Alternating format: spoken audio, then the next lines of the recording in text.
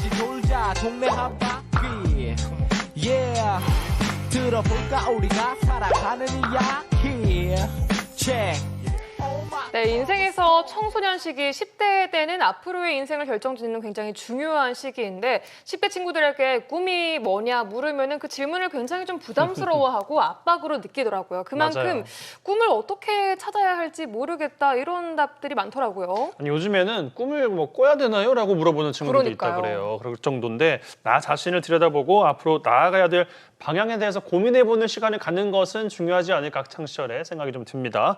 도움이 될 수 있는 방법 하나가 있는데요. 미래 자서전 쓰기가 있다고 합니다. 오늘 임재성 작가님 모시고 이와 관련된 이야기 나눠보겠습니다. 어서 오십시오. 안녕하세요. 안녕하세요. 반갑습니다. 저는 43살에 제 자신의 미래 자서전을 쓰고 그것이 계기가 돼서 20권의 책을 쓰고 강연가가 된 임재성 작가입니다. 오늘 나눌 주제가 저의 첫 번째 책인 미래 자서전입니다. 네, 반갑습니다. 미래 자서전이라는 단어 자체가 좀 성립이 안 된다라고 저는 느꼈어요. 자서전 하면은 과거를 좀 회상하며 쓰는 네, 그런 그렇죠. 글인데 네, 그렇죠. 미래라는 단어가 어울릴까 싶으면서 이게 뭔지 설명부터 부탁드릴게요. 네, 그렇습니다. 네. 자서전은 지나온 삶을 회상하면서 쓴 글이라고 하잖아요. 네네. 근데 미래 자서전은 지나온 삶뿐만 아니라 앞으로 살아갈 날까지 쓰는 글쓰기입니다. 청소년들이 자신이 85세가 되었다고 가정하고 꿈을 이룬 자신의 모습을 미래의 관점에서 회상하며 쓴 글이죠. 오. 예, 태몽부터 유언장까지 종이라는 가상의 공간에서 한평생을 살아보는 글쓰기입니다. 자기 인생의 밑그림을 그리는 인생 로드맵과 비슷합니다. 네. 그러니까 삶의 방향을 정해보는 과정이다 보니까 많은 고민이 아주 필요할 것 같은데 미래 자서전 쓸 때 중요한 게 여러 가지 있을 것 같아요. 어떤 걸 좀 꼽아주시겠어요? 저는 미래 자서전을 설명할 때 내비게이션으로 목적지를 향한 경로를 탐색하는 것을 예를 들어 설명합니다. 보통 내비게이션으로 목적지를 향한 경로를 탐색할 때 자동차 내비게이션은 목적지만 입력하잖아요. 네. 지금 위치가 나와 있으니까. 그렇죠. 예, 근데 예. 포털 사이트에서는 반드시 출발 지점과 출발지랑? 목적 지점을 입력해야 맞아요. 경로 탐색이 이루어집니다. 네. 근데 많은 청소년들이 진로를 설계할 때 자동차에서 내비게이션으로 목적지를 설정하는 것처럼 해요. 현재 위치에 대한 명확한 인식 없이 나 어디에 도착하고 싶은지에 대한 관심을 갖는 거죠. 그러다 보니까 꿈을 이루었다고 해도 내가 이게 진짜 원하는 것이 맞아? 이렇게 방황하는 것을 많이 볼 수 있습니다. 그래서 미래 자서전을 쓰는 과정에서는 현재 자신의 모습과 훗날 무엇을 위해 살아갈 것인지 이 두 가지를 제대로 알 수 있도록 이끌어줍니다.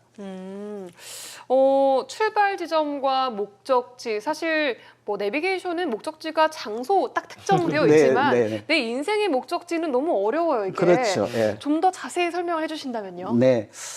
사람은 서사가 있어야 자신의 삶을 이해할 수 있다고 하잖아요. 그래서 현재 위치를 인식하는 게 쉽지는 않습니다. 그래서 서사를 들여다볼 필요가 있어요. 서사는 지나온 삶의 과정을 이야기하잖아요. 네. 그래서 청소년들이지만 지나온 삶의 과정을 서자를 보면서 글로 쓰다 보면 자신이 누구인지 그리고 현재 어느 위치에 서 있는지 명확하게 알 수 있습니다.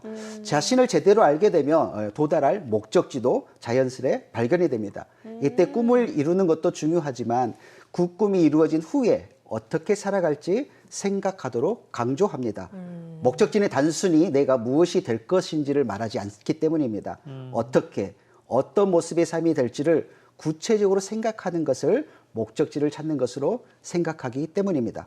교사가 되는 것이 목적지가 아니라 어떤 교사가 될 것인지, 어떻게 내 개인의 삶을 살 것인지를 보게 하고 그래서 살아보게 하는 것입니다. 네. 그러니까 지금 나를 찾는 게 첫 단계 출발지를 설정하는 그런 작업이군요. 그렇죠. 네, 네. 그럼 작가님은 어떤 작가가 되고 싶고 어떤 강연가가 되고 싶다 이런 거 설정해 놓으신 게 있습니까? 네, 그렇죠. 어떤 게 저는 있을까요? 30대 후반에 청소년들에게 인생이 무엇인지, 인생의 중요한 것이 무엇인지, 비전이 무엇인지를 알려주고 싶었어요. 그것을 글로 적어놨죠. 근데 저도 그때 글로 적어놓은 대로 인생을 살아가고 있습니다. 그러네요. 네네네. 예. 오. 이거 미래 자서전 쓰는 첫 단계로 이제 나를 찾아야 된다고 이야기를 하셨는데 출발지를 딱 알아야 된다. 어떻게 찾아야 됩니까? 이게 제일 어려운 것 같아요. 너무 어려워요. 네, 맞죠. 예, 맞습니다. 자신을 알기 위해서 우리가 뭐 정신분석학, 심리학 여러 공부를 하잖아요. MBTI도 보고 맞죠. 뭐. 요즘 맞아요. MBTI 유행이잖아요. 그럼에도 쉽지 않은 것 같아요. 그래서 근데 이제 자신을 모르면 앞으로 어떻게 살아갈지의 답도 찾기가 어려워요. 그렇겠죠. 그래서 인문학의 첫 번째 질문도 나는 누구인가이듯이 자신이 어떤 사람인지를 알아야 어떻게 살아갈 것인가에 대한 답도 찾을 수 있습니다. 근데 나를 찾지 못하도록 방해하는 요소가 너무 많아요. 특히 청소년들 같은 경우는 현재 너무 바쁘거든요. 성적을 올리느라. 학원 다녀야죠. 맞죠. 또. 그래서 자신을 성찰하는 시간이 없어요. 자신과 직면하는 시간이 없어요. 두 번째는요, 내면의 아픈 상처예요. 상처가 깊은 사람들은 자신이 누구인지 알지 못해요. 왜냐하면 아픈 상처가 진짜 자신을 보지 못하러 방해하기 때문이죠. 근데 글쓰기는 있는 그대로의 삶을 그대로 쓰기만 하면 치유의 효과가 나타납니다. 예. 그래서 지금까지 살아온 삶의 과정을 글로 쓰면서 내면의 아픈 상처를 치유하고 자신이 누구인지를 발견하는 친구들이 정말 많아요.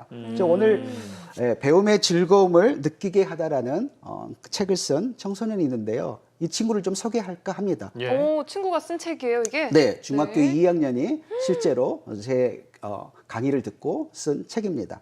이 친구의 책의 머릿말에는 이런 내용이 있어요. 네.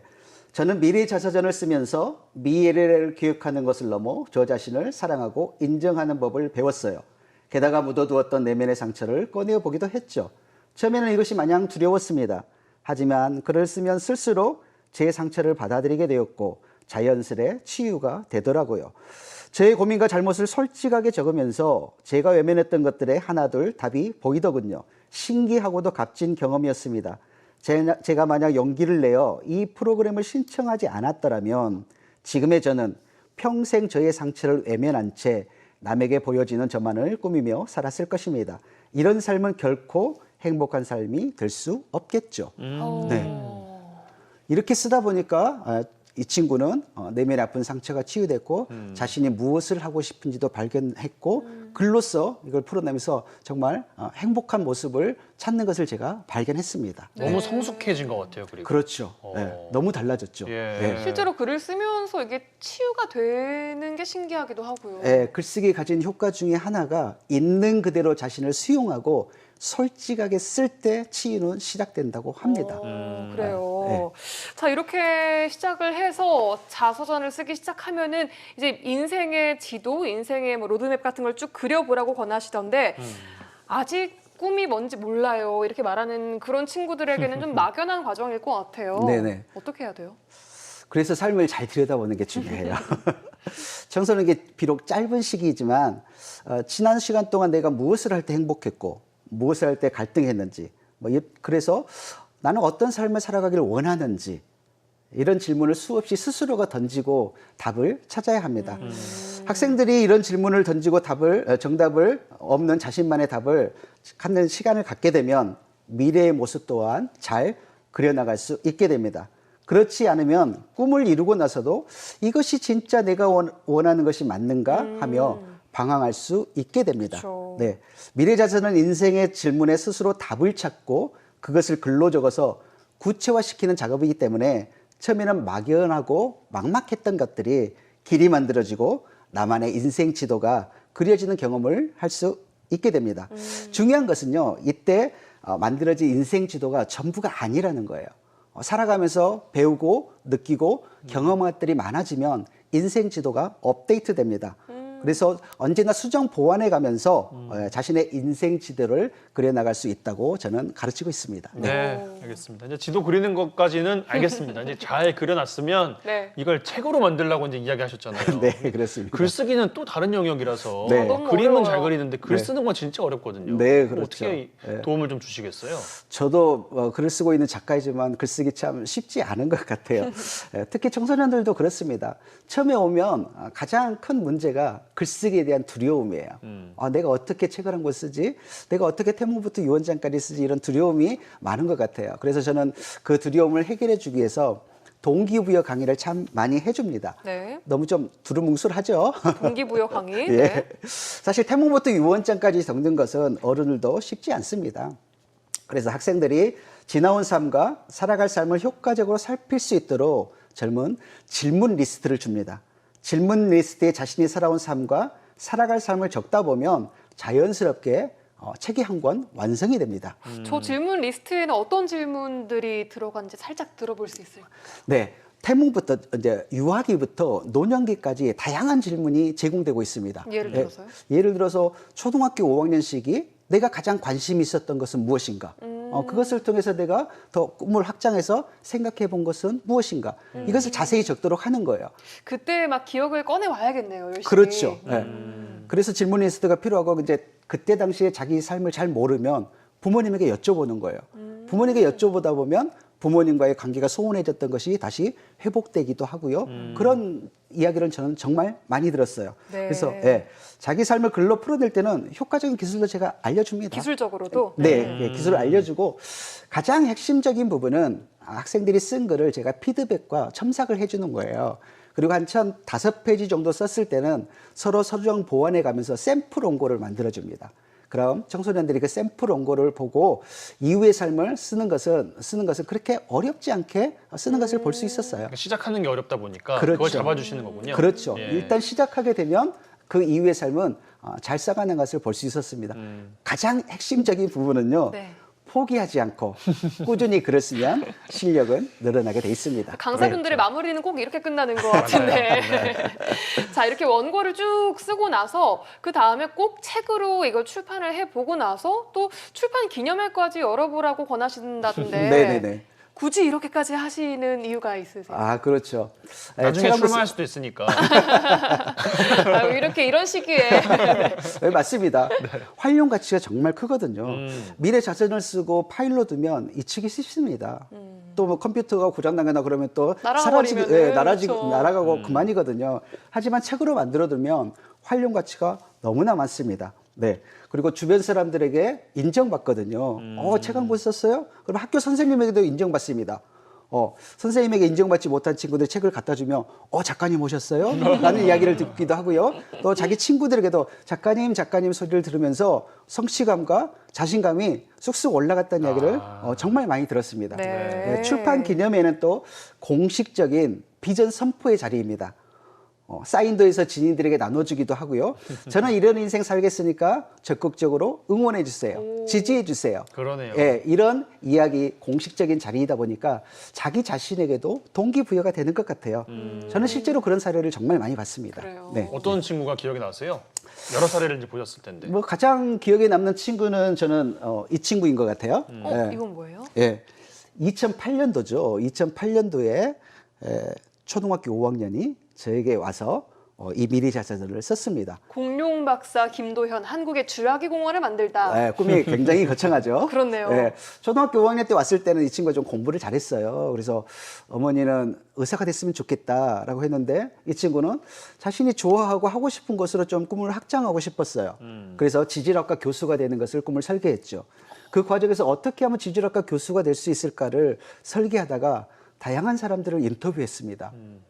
대구에 가서 양승영 교수님을 만나기도 하고요. 중학생 때는 한반도의 공룡을 감수했던 전남대 교수님을 찾아가 어떻게 하면 지질학과 교수가 됐을지를 공부했죠. 그리고 그 이후에도 좋은 책을 읽으면 교수님을 만나서 인터뷰도 하고 그렇게 하면서 그 과정이 계기가 돼서 지금 서울대학교 대학원에서 고생물학을 공부하고 있습니다. 꿈을 발명하고 있네요. 그렇죠. 진짜 책대로 됐어요. 네, 책에 쓴 대로 지금 꿈을 이루어가고 있는 것이죠. 와. 얼마 전에도 통화를 했거든요. 통화를 했는데 스승의 날 오겠다고 하더라고요. 와, 정말 인생 스승님이겠어요. 그렇게 생각해주면 정말 감사한데요. 네. 자기 스스로 인생을 설계한 대로 살아가고 있어서 정말 삶에 만족한다는 이야기를 듣고 정말 뿌듯했습니다. 와, 이런 사례들이 있으니까 더욱더 열심히 이렇게 또 가르치고 하실 것 같은데 그러니까요. 우리 학생들이 힘들어하는 것은 분명히 많을 것 같아요. 특히 개인적으로 딱 들었을 때 상상해서 무언가를 쓴다는 건 너무 힘들 것 같은데 네, 맞습니다. 이런 힘듦은 어떻게 좀 극복을 시켜주시는지.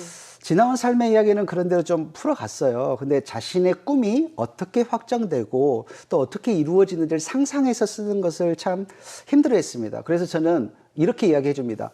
무엇이 될 것인가를 고민하지 말고 어떻게 살아갈 것인가를 좀 생각해 보라고 조언해 줍니다. 그래서 선생님이 되는 것보다는 선생님이 돼서 어떻게 학생들을 가르치고 또 어떤 가치로 학생들을 만날 것인지를 구체적으로 생각해 보라고 하면 실제 이루어진 것처럼 잘 쓸 수 있는 것을 볼 수 있었습니다. 네.